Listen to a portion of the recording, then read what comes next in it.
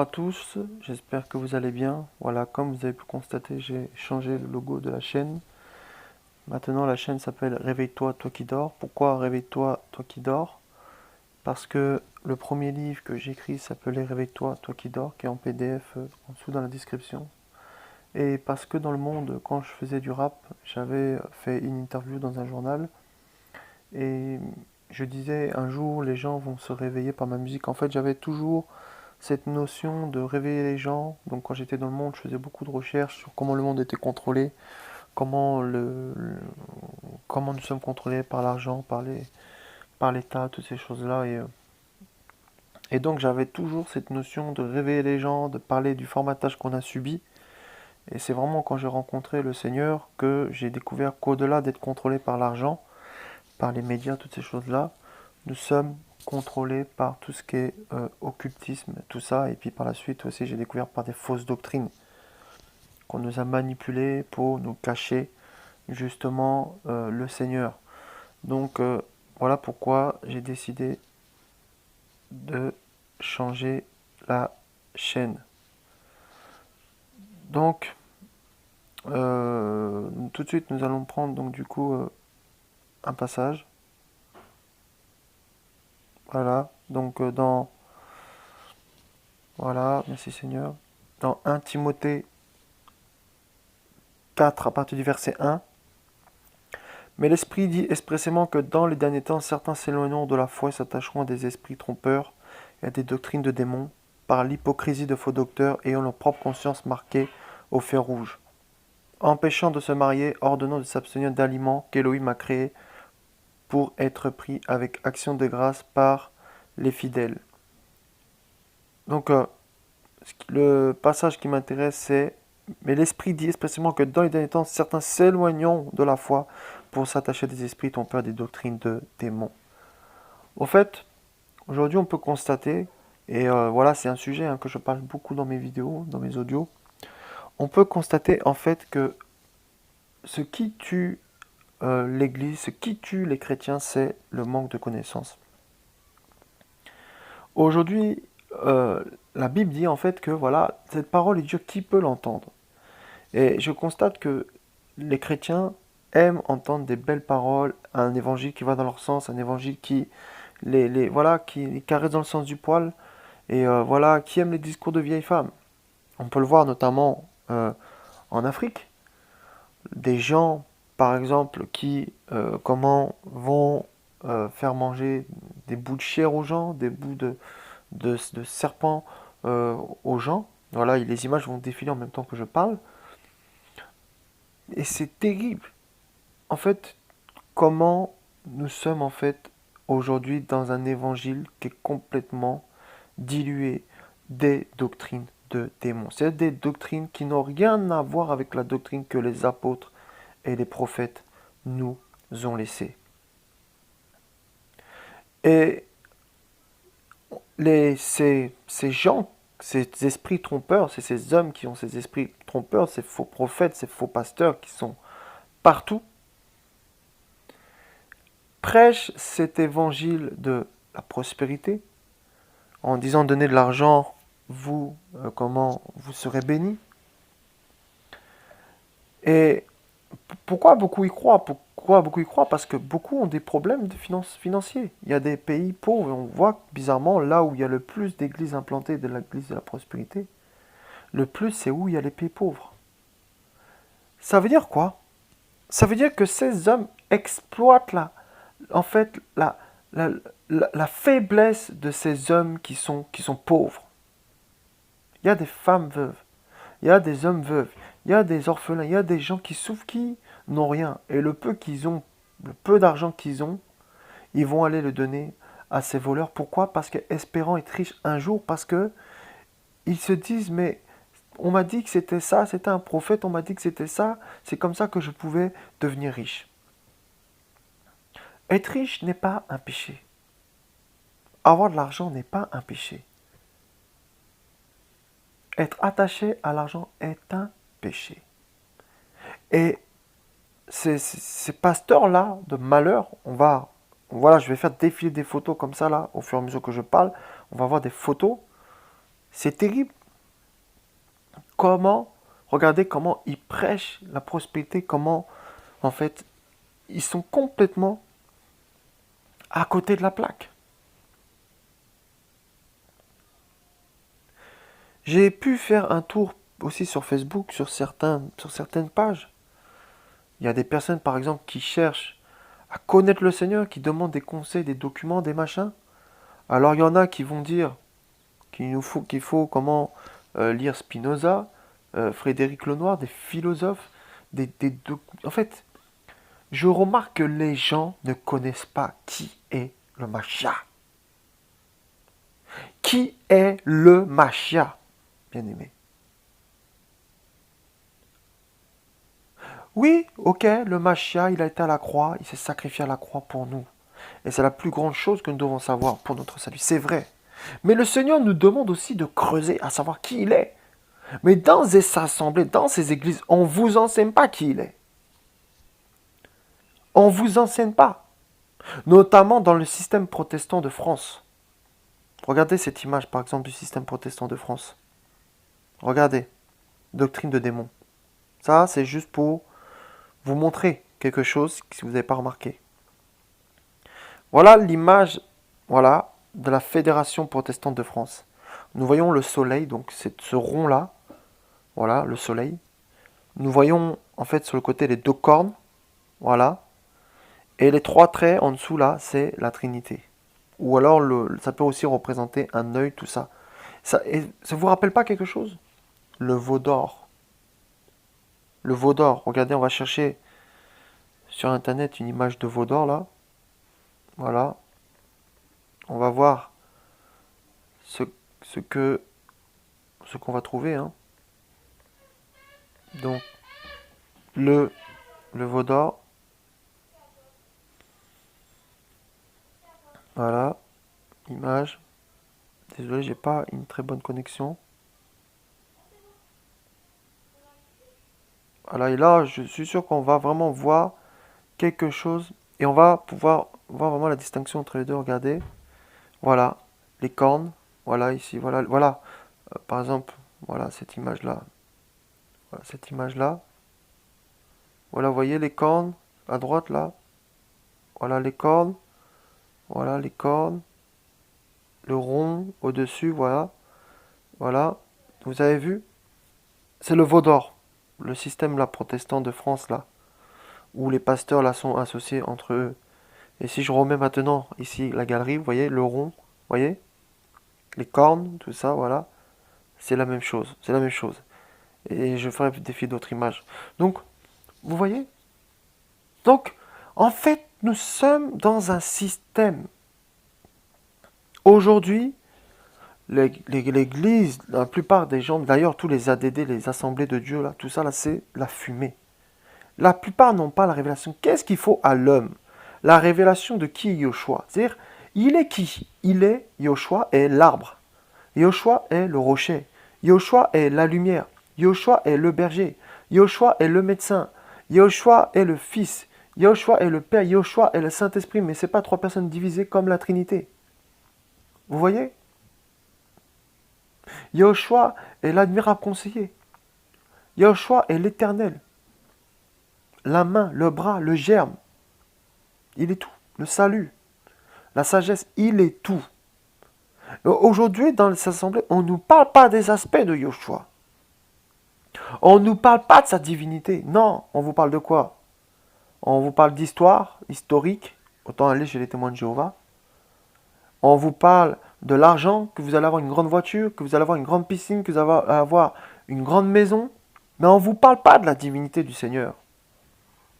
Vous voyez? On ne vous parle pas de ça.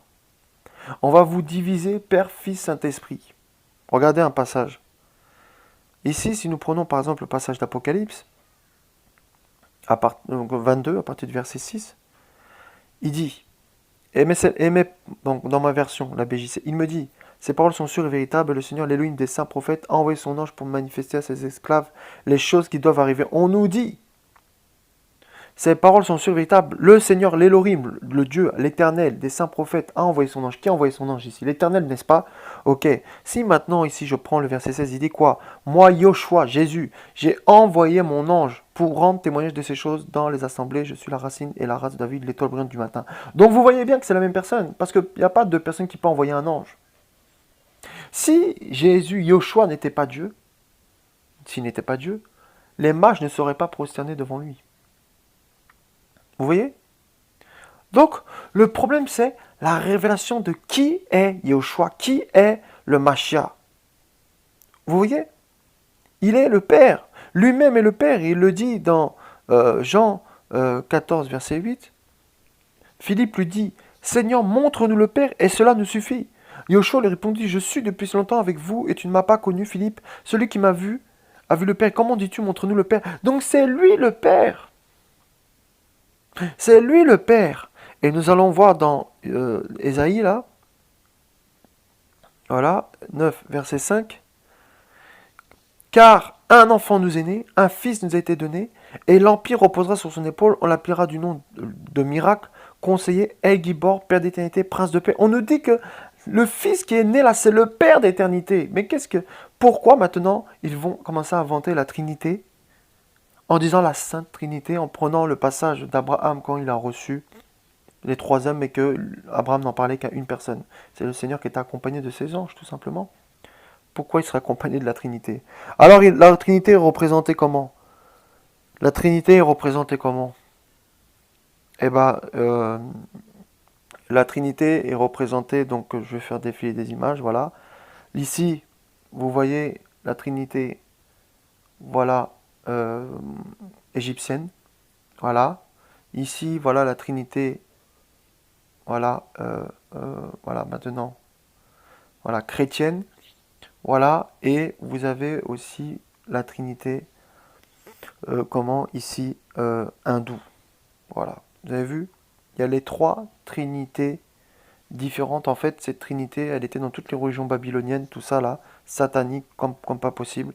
Et l'église catholique romaine a repris la Trinité, a repris cette chose-là de la Sainte Trinité. Quand j'entends des gens qui disent, oui, ceux qui ne croient pas en la Sainte Trinité ne sont pas du Seigneur, sont sataniques, tout ça, comment ils peuvent... Mais la Trinité vient du mot personne, persona en grec. Or, la Bible dit qu'il y a un seul Dieu.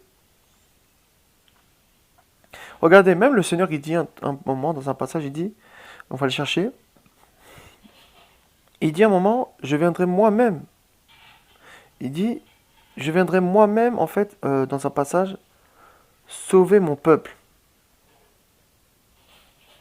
Je vous dis, regardez, on va parler de la Trinité un peu. Voilà, on va prendre Ésaïe 35.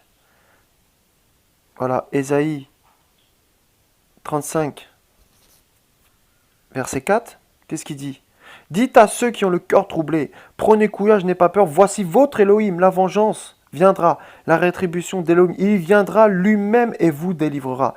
Ok, mais la Bible dit quoi? Il n'y a qu'un seul nom par lequel nous devrions être sauvés, c'est le nom de Jésus, bon, de Yoshua. Donc ça veut dire que là, ici, c'est la même personne.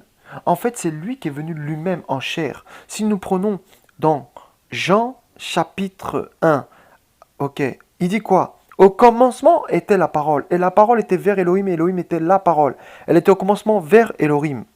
Toutes choses ont été faites par elle, et rien de ce qui a été fait n'a été fait sans elle.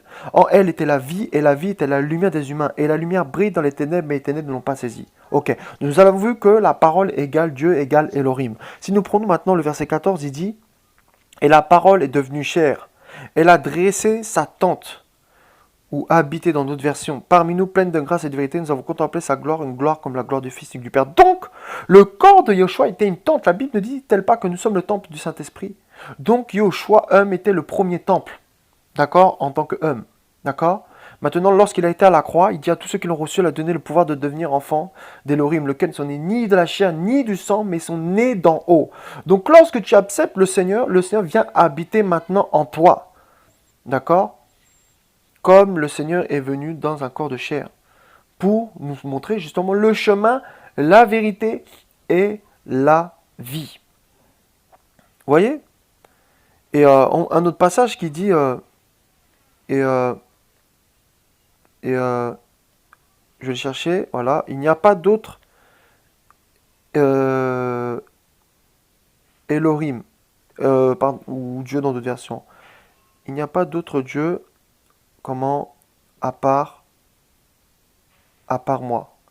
Il le dit ça aussi, hein, il le dit. On va le prendre, on va le prendre. Alors, voilà. Parce que le Seigneur là est vivant, est puissant. Il veut vraiment nous délivrer de l'ignorance, nous délivrer de toutes ces... Voilà, Ésaïe 45, voilà, et verset 5. Donc nous allons le prendre tout de suite. Voilà, Ésaïe 45, verset 5 nous dit, je suis Yahweh, il n'y a pas d'autre, hein, moi excepté, il n'y a pas d'Élohim. Je suis Yahweh, il n'y a pas d'autre, moi excepté, il n'y a pas d'Élohim. Je t'ai saint avant que tu me connaisses. Afin que tu saches, du soleil levant au soleil couchant, qu'il n'y a rien en dehors de moi, je suis Yahweh, il n'y en a pas d'autre. Donc attendez, maintenant on dit que dans un passage que Jésus ou Yoshua était à la droite d'Élohim de Dieu, ça ne veut pas dire qu'il était à la droite, qu'il était à côté de lui. La droite, c'est l'autorité. C'est la position d'autorité. Rappelez-vous que ceux qui étaient à la droite des rois à l'époque, ils avaient une certaine autorité. Vous voyez, donc c'est l'image de l'autorité. Il parlait beaucoup avec des symboles dans la parole, tout ça. Ok? Donc, maintenant, vous voyez que, en fait, il est lui-même qui va venir. Lui-même va venir. Il dit qu'il n'y a pas d'autre Dieu, donc il ne peut pas avoir un moment le Père, un moment le Saint-Esprit. Non, non. D'ailleurs, quand à un moment donné, on voit les disciples qui vont dire qu'ils vont baptiser au nom du Père, du Fils et du Saint-Esprit. Et un autre passage dit qu'ils baptisent au nom de Yoshua. Vous voyez? Et tu vois, regardez, baptisé au nom du Père, du Fils. Regardez, et après on va prendre un autre passage, hein, bien sûr, pour vérifier. Voilà. Et Matthieu 28, verset 19. Matthieu 28, verset 19 dit, allez donc et faites de toutes les nations des disciples, les baptisant dans le nom du Père, du Fils et du Saint-Esprit, leur enseignant à garder tout ce que je vous ai ordonné, et voici je suis avec vous tous les jours jusqu'à l'achèvement de l'âge. Amen. Vous avez vu? Donc il dit ici que Yoshua dit à ses disciples d'aller baptiser au nom du Père, du Fils et du Saint-Esprit. Hein? Et dans un autre passage, on nous dit que, d'autres personnes là, d'autres disciples avaient été baptisés au nom de qui? Au nom de Yoshua. Vous voyez? On va le chercher. Voilà. Baptisé au nom de Yoshua. Enfin, au nom de, voilà. Voilà. Et voilà, c'est dans Actes 19, verset 5. Qu'est-ce que nous dit Actes 19, verset 5? Il nous dit, mais après avoir entendu cela, ils furent baptisés dans le nom du Seigneur Yoshua. Mais attendez. Là, dans le passage, on nous dit qu'ils étaient baptisés au nom du Père, du Fils et du Saint-Esprit. Et là, on nous dit qu'il est baptisé dans le nom du Seigneur Yoshua. Mais c'est la même personne. C'est la même personne. Vous voyez? C'est la même personne. Regardez, Yoshua, n'est-ce pas que Yoshua a dit, je suis la lumière du monde, n'est-ce pas? Hein? Il a dit, je suis la lumière du monde. Il l'a dit. Et Jean 8, voilà, verset 12. Jean 8, verset 12. Aujourd'hui, on fait, voilà, juste on va parler un peu de la divinité, tout ça, et voilà. Alors Yoshua leur parla encore en disant, je suis la lumière du monde. Celui qui me suit ne marchera pas dans les ténèbres, mais il aura la lumière de la vie. Mais attendez, il est la lumière du monde, n'est-ce pas? Bon, maintenant prenons Isaïe 60, verset 20, il dit, Et Ésaïe 60, verset 20. Ton soleil ne se couchera plus, et la lune ne se retirera plus, car Yahweh sera pour toi la lumière éternelle, et les jours de ton deuil seront finis. Attendez, on dit Yahweh sera pour toi la lumière éternelle. Donc Yahweh ici, c'est l'éternel. Donc, le Dieu, l'Élohim de l'Ancienne Alliance, Ancien Testament, dit qu'il est cette lumière. D'accord? Et Yoshua dit qu'il est lui-même cette lumière, mais il ne peut pas avoir de lumière. Dans Psaume 27, verset 1, il dit « David, Yahweh est ma lumière et mon salut. De qui aurais-je peur? Yahweh est le soutien de ma vie. De qui aurais-je peur ?» Oui, David dit « Yahweh est ma lumière. » Donc, Yoshua, c'est le même. C'est le même. En fait, c'est Elohim incarné. Yoshua, quand il est venu. Vous voyez? À un moment donné aussi, dans un autre passage, il va dire, par exemple dans Jean chapitre 10, voilà, merci Seigneur, alléluia, il me rappelle des passages là. Voilà, donc dans Jean chapitre 10, qu'est-ce qu'il dit? Voilà, alors attendez, je cherche quand il dit, voilà, il dit, voilà, Jean 10, verset 11, « Je suis le bon berger donne sa vie pour ses brebis. » Donc, il n'y a qu'un seul bon berger. Il dit, je suis le bon berger. Et allons voir maintenant dans l'Ancienne Alliance qui s'est présenté comme le bon berger. Hein? Nous allons voir ça. Parce que il nous faut... Voilà. Voilà. Jérémie 50, verset 6. Jérémie ou Yirmia, voilà. 50, verset 6 nous dit, mon peuple était comme un troupeau de brebis perdues. Leurs bergers les égaraient et les rendaient errantes. Les montagnes, elles allaient de montagne en colline oubliant, voilà, et dévoraient. Donc, c'est comme des brebis, mon peuple sont comme des brebis errantes. Leurs bergers, bon, Yahushua, lui, il est maintenant comme j'ai dit, le bon berger. Voyez? Il est le bon berger. Donc, c'est lui, le bon berger, qui maintenant est venu chercher ces brebis qui sont errantes. Mais qu'est-ce que vous voulez encore? Yahushua est Dieu, il est Saint-Esprit, il est Elohim, il est tout, il est l'arbre, il est tout. Vous voyez? Donc ça, c'est pour ça que j'ai pris ce passage au début pour dire qu'aujourd'hui, dans les églises, dans les assemblées, nous avons des doctrines de démons. Les gens qui vous prêchent la parole ne connaissent pas Yoshua. Ce qu'ils connaissent, c'est l'argent. La Bible dit quoi? La Bible dit qu'ils ont pour Dieu leur ventre. La Bible dit que l'amour, l'amour de l'argent, et l'amour de tout, la racine de tous les maux, l'argent est la racine de tous les maux. Tout ça là.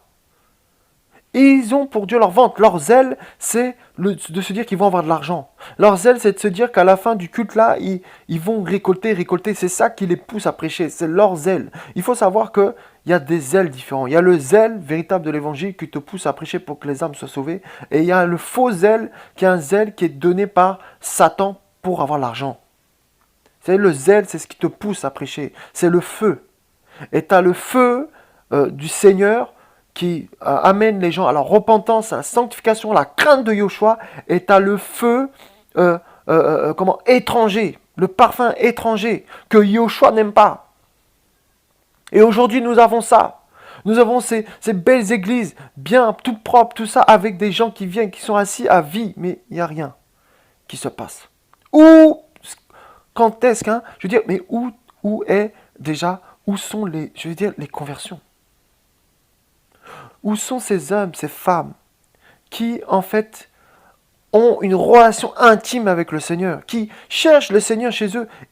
Oh Seigneur. Parce que comment avoir une relation avec quelqu'un qu'on ne connaît pas? Si dans vos églises, on ne vous présente pas qui est Yoshua, dans sa divinité, si on vous fait une différence entre le Dieu, l'Elohim de l'Ancienne Alliance et l'Elohim de la Nouvelle Alliance, si on vous dit que le Dieu de l'Ancienne Alliance n'est pas le même que le Nouveau, il y a un problème. ça veut dire que vous devez sortir de là-bas parce qu'il n'y a pas la vérité. Voilà pourquoi j'interpelle toute personne qui entend cet audio à faire des recherches, à chercher dans la parole qui est vraiment Yahushua. Ne cherchez pas à connaître Yahushua au travers des vidéos YouTube. Même moi, ce que je vous dis, vérifiez comme je le dis toujours. Ne cherchez pas à lire des livres sur les philosophes. Ne cherchez pas à lire des gens qui parlent de la Bible littéralement. Ou des acteurs connus, je ne sais pas, ou des écrivains connus. Ne cherchez pas cela. Cherchez en fait, dans la parole se trouve qui est réellement le Mashiach. Qui est réellement Yahushua.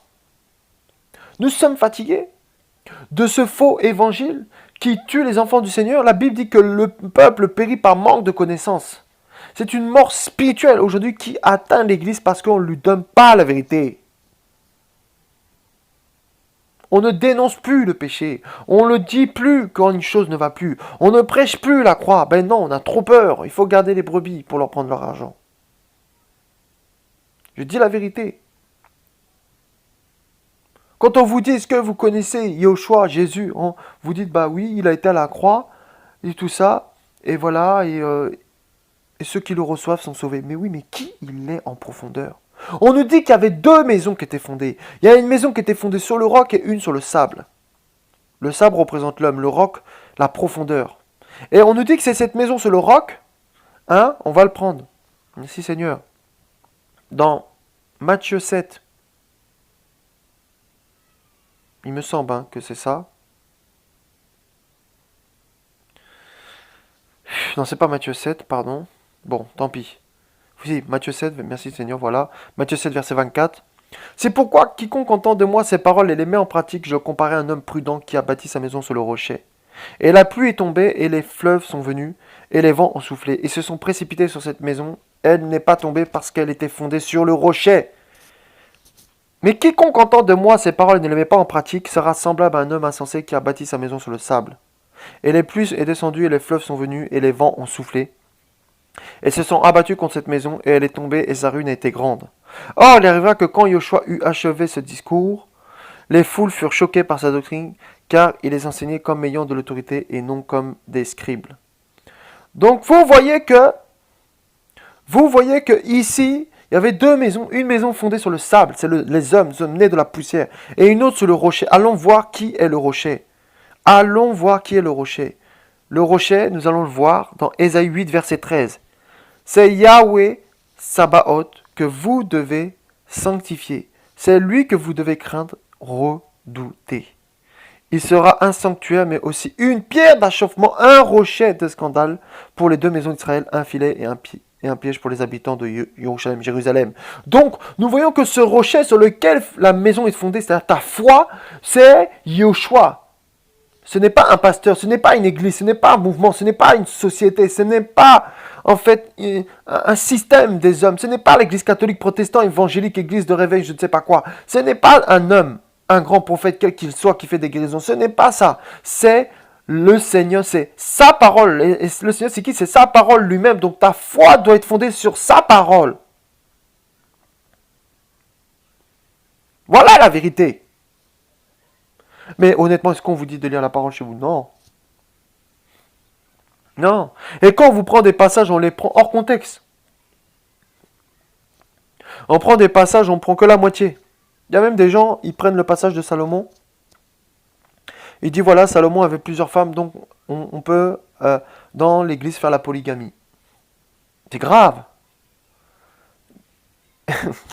Mais c'était la loi, mes amis. La loi était l'ombre des choses à venir. Mais la Bible dit quoi? Paul dit quoi? Que chacun est sa femme.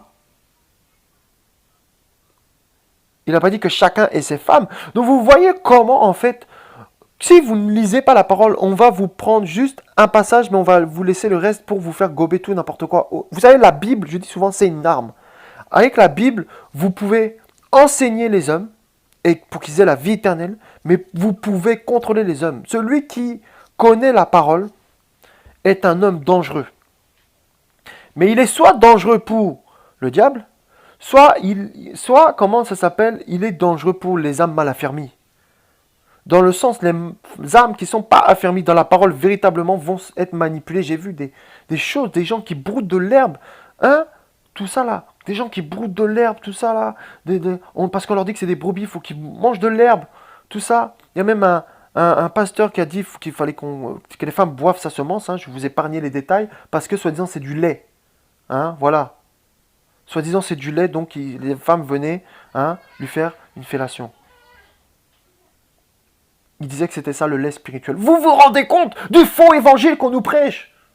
Réveillez-vous! Et les gens sont là-bas, ils sont je ne sais pas combien, à écouter ces gens-là. Mais on se dit, mais Seigneur, mais où sont les chrétiens? Mon Dieu, mon roi. Il y en a même, ils marchent comme ça, ils sont à quatre pattes comme ça, pour aller au trône du pasteur. Les gens sortent dehors pour courir, pour aller manger l'herbe. Pourquoi? Parce que David a dit, ils ont pris le passage là, comment tu me conduis vers de verts pâturages. Alors les gens vont aller manger l'herbe en disant que le pasteur l'a reçu. Hein, des bouteilles miraculeuses avec de l'eau qui vient du puits tout simplement. On les vend en disant que c'est l'eau miraculeuse. L'eau miraculeuse, c'est la parole. Vous allez dans des stades, tout ça rempli. Tout ça pour aller chercher cette eau-là, vous achetez ça. C'est du business, c'est du vol. La véritable eau, la Bible dit, soyez nettoyés par le bain d'eau de la parole. Soyez nettoyés par le bain d'eau de la parole. Elle n'a pas dit soyez nettoyés par une bouteille. On peut prendre n'importe quoi aujourd'hui, un tissu, machin, tout ça, parce que c'est un prophète, machin, tout ça, il a sa photo partout. Vous achetez ça. Et vous mettez les photos des prophètes chez vous. Chez vous, vous mettez les photos des prophètes. Vous mettez les photos des pasteurs chez vous. Et vous priez devant ces pasteurs. Vous êtes dans l'idolâtrie. Vous devez vous repentir au nom de Yoshua. Au nom de Yoshua Mashiach. Vous avez des amulettes. Vous avez des cartes membres de l'église. La sorcellerie. Hein? Grand prophète, grand bishop, rien du tout. Poussière. Le seul qui est grand, c'est Yoshua Mashiach. Rien du tout. Poussière de chez poussière. Qui peut être plus grand que Yoshua? Arrêtez. Il est temps que le peuple du Seigneur se réveille et prenne conscience réellement de son identité. Nous sommes fatigués de ce faux évangile. On vous fait miroiter, vous êtes tellement, et en même temps c'est vrai que parfois c'est pas votre faute, vous êtes tellement désespéré que vous êtes capable de gober n'importe quoi. N'importe quoi. Le Seigneur a béni, je le dis l'Afrique parce que ma femme est camerounaise, le Seigneur a béni l'Afrique, mais la plupart là, vous croyez n'importe quoi. Il n'y a pas de bouteille miraculeuse. Il n'y a pas de jus miraculeuse. Il y a même, j'ai vu, il y en a, ils boivent de la bière pendant le culte. Et ils dansent. Et ils disent, voilà, comment la bière qui guérit tout ça. Parce que ce dingue, oh Seigneur Yoshua. Je vois, il y en a un même, il lave les gens. Ils viennent comme ça, ils lavent les gens avec un seau. Avec l'eau, tout ça là. Il se met debout. Il y en a même un, il touche les gens avec ses pieds comme ça. Ou d'autres qui montent sur les gens comme ça. C'est là, c'est là. Oh, il y en a un, on porte sur une chaise. Il y en a d'autres, là, on porte sur des chaises comme ça, là. Mais il y a des choses. On se dit, mais Seigneur, mais où sont les véritables enfants du Seigneur? Réveillez-vous au nom de Yoshua Mashiach. Prenez conscience que ce n'est pas l'évangile. Est-ce que Yoshua a fait ça? Est-ce qu'il a pris une bouteille pour aller oindre les gens? Est-ce qu'il a... Non. Est-ce qu'il a pris de l'eau en disant, voilà, allez vous baigner avec? Non. Qu'est-ce qu'il a fait? Il a lavé les pieds des disciples. Mais c'est un symbole. Ça ne veut pas dire qu'il faut laver les pieds des gens. C'est l'image du service. D'ailleurs, est-ce qu'ils vous servent, ces pasteurs-là? Non, ils vous dépouillent, ils vous prennent votre argent. Vous avez toujours des chaussures trouées, eux ils ont des chaussures à 5 000 €. Et vous continuez à les écouter. Allez donner votre argent, vous qui en avez, aux pauvres, aux orphelins, aux veuves. Allez construire des orphelinats, arrêtez de donner à ces voleurs. Car ce n'est pas une offrande qui est agréée au Seigneur. D'ailleurs, la dîme n'est plus d'actualité. La dîme, c'était la loi. L'offrande véritable, c'est ton cœur que Yoshua veut. C'est la sanctification. Il s'en fout de ton argent. Il s'en fout totalement de ton argent, que tu lui donnes une chèvre, un veau, je ne sais pas quoi. Il s'en fout. Ce qu'il veut, c'est ton cœur, que tu marches selon la parole, que tu marches selon cette parole. Tu peux donner ton argent, mais si tu es dans l'impudicité, le Seigneur ne t'agrée pas. Tu peux donner ton argent, mais si tu as des rapports avant mariage, le Seigneur ne t'agrée pas. Tu peux donner ton argent, mais si, comment tu écoutes la musique du monde, le Seigneur s'en fout.